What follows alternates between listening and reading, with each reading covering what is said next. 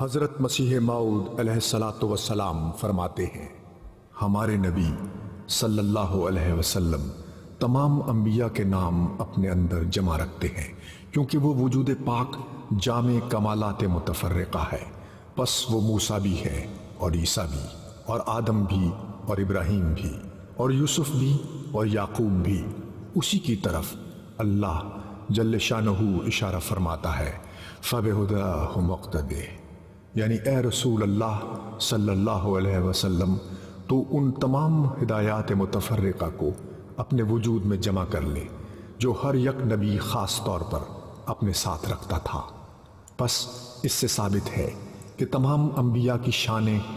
حضرت صلی اللہ علیہ وسلم کی ذات میں شامل تھیں، اور در حقیقت محمد کا نام صلی اللہ علیہ وسلم اسی کی طرف اشارہ کرتا ہے،